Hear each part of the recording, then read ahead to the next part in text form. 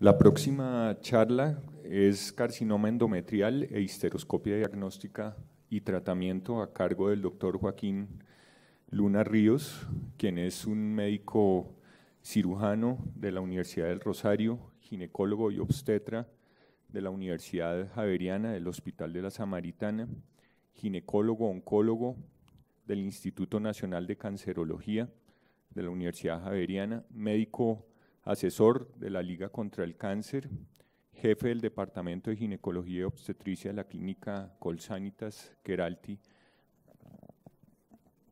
Bien, muy buenas tardes. Muchas gracias al doctor Correa, al doctor Ramírez y pues a la Clínica del Country por esta invitación y a todos ustedes por estar aquí presentes en un tema que bueno, es un poco de pronto especializado para un grupo pequeño, pero que en este grupo de personas dedicadas a la histeroscopia seguro que tiene mucha importancia porque pues es un diagnóstico que ustedes van a hacer con frecuencia o tienen que enfocar el diagnóstico de una paciente con un sangrado posmenopáusico y además pues el tema que dice allí, no tenemos imagen, ¿no?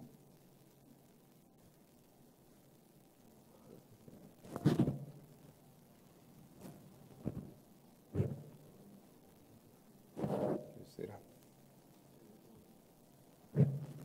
Listo, ahora sí. Bueno, está un poco deforme la foto, pero listo. Entonces, como les decía, la conferencia está enfocada básicamente a dos temas: el papel de la histeroscopia en lo que es el diagnóstico del cáncer endometrial y el papel de la histeroscopia en el tratamiento de algunos tipos y de algunos estadios específicos del cáncer de endometrio.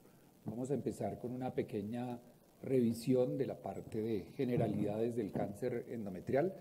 Ustedes saben, el cáncer de endometrio es más frecuente en los países desarrollados, es un cáncer del hemisferio norte, de los países ricos, de los países que están bien desarrollados, y es mucho menos frecuente en nuestros países, en los países en vías de desarrollo, donde el cáncer de cuello uterino y el de ovario son de mayor incidencia.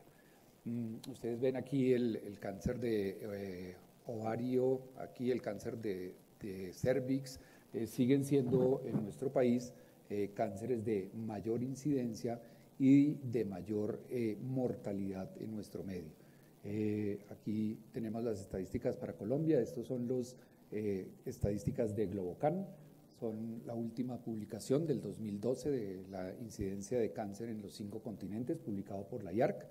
El cáncer de cuello uterino ocupa más o menos el 11º lugar en incidencia y su mortalidad no alcanza a aparecer entre las primeras 15 causas de mortalidad. Es un cáncer que es, digamos, de un relativo comportamiento benigno, digamos así, excepto en algunas situaciones especiales de estados avanzados y de tipos histológicos especiales. Existen unos factores de riesgo que es importante que siempre los tengamos en mente porque es lo que además dispara la cascada diagnóstica en pacientes con sangrados posmenopáusicos o en pacientes que estén tomando tamoxifeno, como veremos más adelante. Es muy importante tener estos factores en cuenta. El primer factor de importancia es la edad. El cáncer de endometrio es un cáncer relacionado directamente con la edad. A mayor edad, mayor probabilidad de cáncer de endometrio. La probabilidad, como ustedes ven allí, de un cáncer de endometrio entre los 40 y 59 años es de 1 en 42, entre los 60 y los 69 años es de 1 en 124, y después la probabilidad disminuye un poco a 1 en 78 en pacientes mayores de 70 años. El 85% de los cánceres de endometrio ocurre en mujeres por encima de los 50 años de edad. La principal edad o la de presentación del cáncer de endometrio es alrededor de los 60 años. y solamente el 5% de los cánceres de endometrio ocurren en mujeres menores de 40 años y es extremadamente infrecuente en mujeres menores de 30 años. La raza es el otro factor de riesgo importante, tiene una alta incidencia en países norteamericanos, en el norte de Europa y muy baja en países del Asia y del África. Y en Estados Unidos las mujeres blancas no hispanas tienen una mayor frecuencia de cáncer de incidencia y las afroamericanas que tienen menos incidencia tienen una alta mortalidad y esto relacionado probablemente con el tipo histológico que se presente más frecuentemente en ellas. Los otros factores de riesgo están todos los factores que produzcan exposición prolongada a los estrógenos, tanto endógenos como exógenos, la obesidad, la diabetes tipo 2 y factores genéticos que cada vez se han venido estudiando más. Ustedes han oído en cáncer de ovario, cada vez tienen un papel en el manejo del cáncer de ovario, inclusive en la decisión de terapias profilácticas o en la decisión de conductas terapéuticas en pacientes con mutaciones específicas de los genes BRCA1 y BRCA2, y en cáncer de endometrio el 2 al 5% de los cánceres de endometrio están relacionados al síndrome genético de cáncer hereditario de colon no polipósico, que es el síndrome de Lynch. El riesgo de una persona, de una mujer con síndrome de Lynch de desarrollar un cáncer de endometrio es del 40 al 60% a lo largo de la vida y un riesgo de cáncer de ovario del 10 al 12%. Estas las mutaciones que se asocian con esta probabilidad son los cambios en los genes de reparación del DNA, que ustedes ven ahí, el MSH1, el MLH1 y el MSH6. Y el papel de las mutaciones de los genes BRCA1 y BRCA2 realmente la evidencia es controversial y no se considera pues por el momento que mutaciones de estos genes tengan que ver con la probabilidad de desarrollar cáncer de endometrio. El otro factor importante y que cada vez tenemos que ver más pacientes de nuestra consulta es el uso del tamoxifeno. El tamoxifeno es un modulador selectivo de los receptores de estrógeno que es usado ampliamente en el manejo de las pacientes con cáncer de mama, con receptores de estrógenos y progestágenos positivos y tiene un efecto antiestrogénico a nivel del seno, pero un efecto estrogénico en hueso, en sistema cardiovascular y a nivel del útero, tanto en la parte mesenquimal como en la parte epitelial. El riesgo relativo de una paciente que toma tamoxifeno de desarrollar un cáncer de endometrio es de 7.5 y de desarrollar un sarcoma también se encuentra elevado. La mayoría de esos cánceres aparecen cortamente después de iniciar el uso del tamoxifeno, el 30% más o menos aparecen en los primeros 2 años de haber iniciado la terapia con tamoxifeno y lo que pasa es que el beneficio de tomar tamoxifeno en disminuir la probabilidad de recurrencia de la enfermedad en el seno afectado o de aparición de nuevos tumores en el seno contralateral sobrepasa el riesgo de desarrollar un cáncer de endometrio y por eso se sigue usando e inclusive cada vez más se aumenta el tiempo de uso. Antes era de 5 años y ahorita la tendencia es que lo usen inclusive por 10 años después de haber recibido su terapia primaria para el cáncer de mama. Cuando una paciente está tomando tamoxifeno y le da un cáncer de endometrio, no existen diferencias en cuanto a estadio de presentación de la enfermedad, al grado de diferenciación del tumor y al pronóstico de sobrevida de este cáncer de endometrio asociado al uso de tamoxifeno. Este último rengloncito lo vamos a ver más adelante, pero en general no está recomendado la tamización con ultrasonido en pacientes que estén tomando tamoxifeno y que no tengan sangrado, pero ya ahorita lo vamos a ampliar un poquito. El cáncer de endometrio también tiene factores protectores que ustedes conocen, todo lo que produzca disminución de los estrógenos circulantes, la pérdida de peso, el ejercicio, el tabaquismo, el uso de un progestágeno, la terapia de reemplazo hormonal combinada y el uso previo de contraceptivos hormonales, todos ellos son factores protectores de cáncer de endometrio. Dos palabritas de los grados histológicos, no vamos a entrar en mucho detalle, pero es importante que uno conozca, existen dos tipos de cánceres de endometrio, unos tipo 1 y los tipo 2. Los tipo 1 son básicamente los que tienen que ver con la presencia de estrógenos sin oposición, son los de tipo histológico de tipo endometrioide, los bien y moderadamente diferenciados, y ellos se asocian a un pronóstico más favorable. Los tipo 2 son los que no se asocian con estrógenos, son las variedades histológicas no endometrioides, particularmente los de células claras y los de tipo seroso y los mal diferenciados de tipo endometrioide, y se asocian a un pronóstico más desfavorable. Entonces, para entrar en materia, lo que es el diagnóstico del cáncer de endometrio, básicamente lo debemos sospechar en toda paciente posmenopáusica que presente un sangrado genital anormal. La prevalencia de sangrado posmenopáusico en pacientes con cáncer de endometrio es del 90%, pero cuando una paciente tiene un cáncer de un sangrado posmenopáusico, la probabilidad de que ese sangrado sea por un cáncer de endometrio es del 9%. O sea que cuando una paciente posmenopáusica tiene un sangrado, debemos estudiarla. No es aceptable que uno la vaya a dejar en observación, pero debemos saber que existen muchas causas diferentes al cáncer, patologías usualmente benignas, pólipos, atrofia endometrial, etcétera, que son las responsables de este sangrado. Este es la última publicación de la COC, de qué se debe hacer el papel del ultrasonido transvaginal en la evaluación del endometrio en pacientes con sangrado genital vaginal posmenopáusico. La recomendación es lo que estábamos hablando: toda paciente con un sangrado en la posmenopáusica requiere de una intervención clínica, de un análisis clínico pronto y eficiente.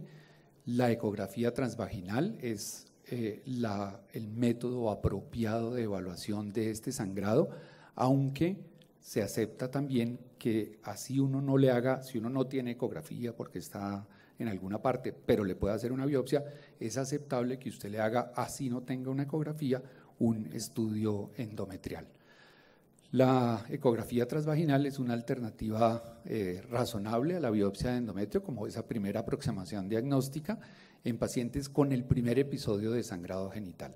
Cuando uno tiene un primer episodio y la ecografía transvaginal dice que el endometrio está por debajo de 4 milímetros, es suficiente para estar, digamos, tranquilos y poder dejar esa paciente en observación. Pero si la paciente tiene factores de riesgo, que ya los vimos, básicamente obesidad, hipertensión, diabetes, esa paciente, así tenga un endometrio menor de 4 milímetros, debe ser sometida a una evaluación histológica del endometrio en la modalidad que ustedes quieran, una cureta de Pipel, una cureta de Novak, una histeroscopia oficinal, una histeroscopia con anestesia, lo que ustedes quieran, pero necesita una biopsia de endometrio. Lo otro es que la ecografía transvaginal es útil en el seguimiento de las pacientes con estudio endometrial insuficiente, o sea, las pacientes que la patología nos reporta material insuficiente para diagnóstico, podemos hacerle un seguimiento de su endometrio con la ecografía.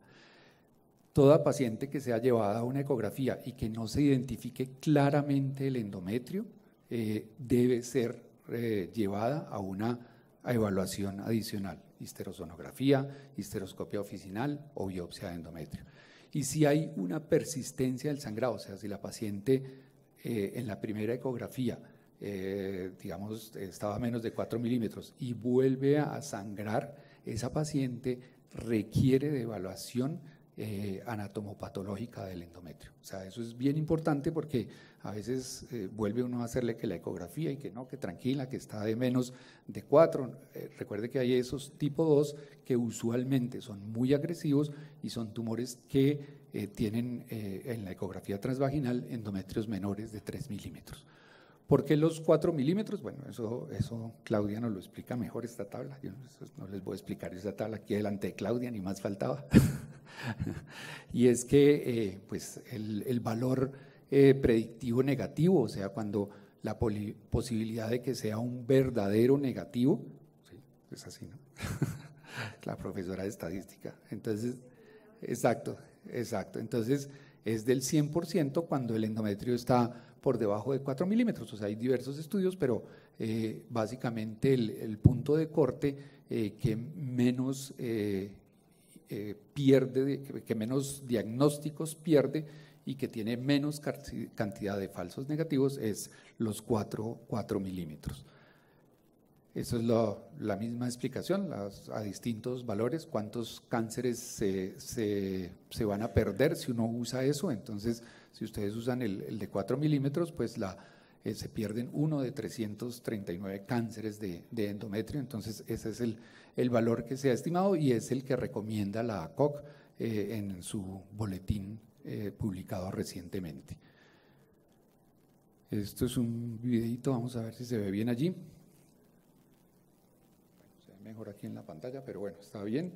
Es lo que uno busca al ingresar a la cavidad, es generalmente cavidades sucias, con fragmentos desprendidos de endometrio, con vascularización, con patrones vasculares anormales, vasos engrosados, áreas como amarillentas, áreas necróticas, áreas hemorrágicas, son los patrones típicos de una sospecha pues histeroscópica de un cáncer de endometrio.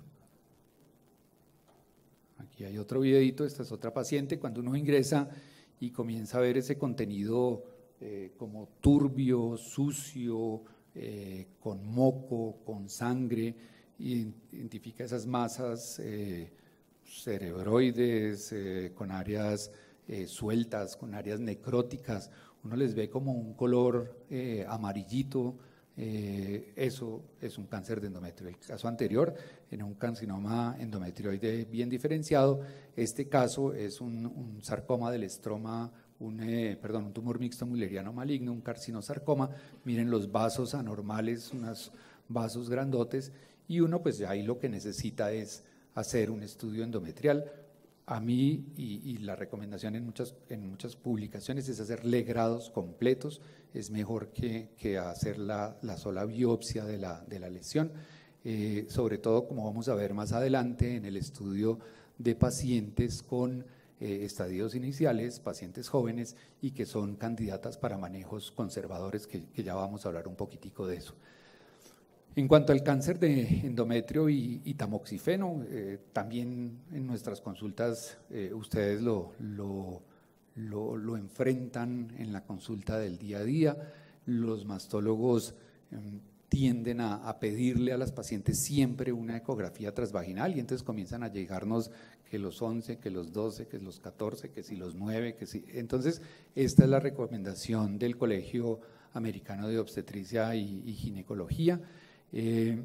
Dice, pues, estos son como las conclusiones grandes de ese boletín, es que las mujeres que toman tamoxifeno deben ser informadas adecuadamente de los riesgos de proliferación endometrial, de hiperplasia, de cáncer de endometrio, de sarcomas, antes de iniciar el tratamiento. Eso es importante y eso generalmente lo hacen los mastólogos juiciosamente. Y lo siguiente es que toda paciente que esté tomando tamoxifeno y que presente cualquier tipo de descarga vaginal, sea sangre, sea sanguinolenta, sea serosa, sea manchadito, sea mucho, sea poquito, toda paciente con una descarga vaginal debe ser evaluada histológicamente su endometrio. En las pacientes que están en la premenopausia, porque hay pacientes premenopáusicas que están tomando tamoxifeno, no se necesita hacer ningún tipo de valoración especial, porque esas pacientes, en pacientes premenopáusicas no se aumenta el riesgo de ninguna de esas patologías, ni cáncer de endometrio, ni sarcomas uterinos, o sea que no requieren un monitoreo adicional del endometrio. Esto tal vez es lo más importante, la vigilancia endometrial rutinaria, ¿sí? O sea, hacer ecografías transvaginales de rutina en pacientes que estén tomando tamoxifeno, no ha probado ser efectiva, excepto en las pacientes que tengan factores de riesgo. Así es, digamos, eso es lo importante y por eso pues quise revisar los factores de riesgo que todos conocemos porque han sido los que siempre hemos conocido, pero es importante que una paciente que está en tamoxifeno debe siempre individualizársele su riesgo, que es lo que es importante en cualquier situación clínica. Entonces, pacientes que estén tomando tamoxifeno y que tengan factores de riesgo de cáncer de endometrio, pues eso es diferente a la que no tiene factores de riesgo. Lo que sí se recomienda es que antes de que empiecen la terapia, se les haga una valoración del endometrio, porque se ha visto que las pacientes que tienen una patología previa al inicio, o sea, pólipos endometriales, aumentan, pues digamos, esos pólipos, aumenta el riesgo de cáncer. Entonces, esas pacientes antes de iniciar el tratamiento, sí vale la pena que sean adecuadamente valoradas por un ultrasonido transvaginal o inclusive por una histeroscopia oficinal. Y una vez que la paciente desarrolle pues una patología desde hiperplasia para adelante, pues debe ser primero suspendido la terapia con el tamoxifeno y debe ser tratada adecuadamente de su patología endometrial que se haya identificado, seguramente pues con una histerectomía, la mayoría de las veces las hiperplasias endometriales atípicas, y de ahí para adelante pues todo básicamente se trata con una histerectomía y una salpingoforectomía. Aquí las doctoras ya me miran de una vez cruzado, aquí mis amigas protectoras de la Liga Protectora de los Ovarios. Pero pues estas pacientes sí necesitan una salpingoforectomía bilateral. ¿Para qué es útil la histeroscopia en el tratamiento del cáncer de endometrio? Básicamente en una situación clínica específica. Ustedes saben, el manejo estándar del cáncer de endometrio es la histerectomía con salpingoforectomía, y que puede ser con o sin linfadenectomía, y actualmente cada vez más se hacen menos linfadenectomías y se hacen más evaluaciones del ganglio centinela. Pero el manejo estándar de un cáncer de endometrio es un tratamiento radical que implica perder la fertilidad. Pero existe la oportunidad a pacientes jóvenes, a pacientes en unas condiciones específicas, de hacer manejos conservadores de la fertilidad. ¿Cuándo se puede hacer este manejo? En esta situación, cuando existen carcinomas de endometrio de tipo endometrioide y que sean tumores bien diferenciados, o cuando tengan una enfermedad premaligna, básicamente la hiperplasia endometrial compleja con atipia. Esas son las dos condiciones histopatológicas que se necesitan, o sea, la neoplasia intraepitelial endometrial, que es el in situ, digamos, del cáncer de endometrio, y los adenocarcinomas endometrioides bien diferenciados. El mejor método para hacer el diagnóstico es el curetaje. Lo que se recomienda es un legrado completo de la cavidad, y ahí es donde tiene un papel la histeroscopia. O sea, lo que se recomienda es que las pacientes, para hacer de una vez el diagnóstico, sean llevadas a una histeroscopia. Recuerden que estas pacientes son básicamente ese grupo que estábamos hablando del 5% de cánceres de endometrio que se presenta en pacientes menores de 40 años. Estas son las pautas de la NCCN en un artículo publicado este año. Lo mismo, básicamente el diagnóstico, el tipo histológico, pues debe ser este que está aquí, y debe ser documentado por un patólogo experto en una muestra obtenida en un legrado uterino. ¿Cómo se valora la infiltración del miometrio? Porque ese es el factor pronóstico más importante, es la cantidad de pared endometrial que esté comprometida por el tumor. O sea, debe no tener infiltración miometrial para ser candidata a un manejo conservador, y el estudio preferido para esto es la resonancia magnética, pero también algunos utilizan la ecografía transvaginal. Y además debe haber ausencia de enfermedad metastásica o de sospecha de que tenga enfermedad metastásica, pues a nivel, aquí quedó, perdón, duplicado, por fuera pues de la cavidad uterina, obviamente. Y las candidatas para manejo conservador pues son las que tengan básicamente esa condición, endometrioides grado 1 y sin invasión miometrial. Y ahí es donde entra entonces la histeroscopia a jugar un papel en el tratamiento. Se ha recomendado la resección histeroscópica del tumor seguido de tratamiento con progesteronas. Estas pacientes se les hace pues se les hace el legrado y se les hace solo tratamiento con progesterona o tratamientos con dispositivos intrauterinos de levonorgestrel, con mirenas o con progesteronas a altas dosis, y deben ser sometidas a un tratamiento, a un seguimiento durante 6 meses. Debe lograr y ser enviada para que la paciente complete su deseo de fertilidad, se someta al tratamiento que necesite, y si no hay respuesta a los 6 meses o después de completar su tratamiento, la paciente debe ser sometida a su manejo quirúrgico estándar. Este es un metaanálisis que también es publicado recientemente, en donde básicamente comparan las 3 opciones de manejo, y aquí ven ustedes que la que probablemente tenga mejor respuesta en términos de remisión completa, de tasas de recurrencia y de tasas de embarazo, aunque aquí no son tan buenas, pero todos esos estudios son descripciones de casos, son series de casos, ninguno es un estudio randomizado, controlado, nada de esas cosas, todas son series de casos, pero la resección histeroscópica más la terapia seguida pues de la terapia con progestágenos es la que se sugiere que pueda tener mejor probabilidad de respuesta al tratamiento. Y estas son las conclusiones de esta parte del tratamiento, o sea que la opción de fertilidad es una opción segura y factible en las mujeres jóvenes que estén interesadas en preservar la fertilidad, que solo es posible en pacientes que tengan hiperplasias complejas con atipias o adenocarcinomas endometrioide grado 1, que siempre deben ser evaluada la cavidad endometrial completamente con una histeroscopia y con un legrado uterino para obtener un adecuado muestreo para estudio histopatológico y con una resonancia para descartar la infiltración miometrial. Y aunque no existe un estándar de tratamiento establecido, la mayoría de las pacientes se van a beneficiar de los progestágenos orales a altas dosis o de la colocación de un dispositivo, de un endoceptivo de levonorgestrel. Deben ser sometidas a controles periódicos y actualmente se considera que la histeroscopia y la resección histeroscópica del tumor seguida de la terapia con progestinas es una alternativa segura y que ofrece un adecuado control de la enfermedad. Esto era pues básicamente todo. Muchas gracias por su atención.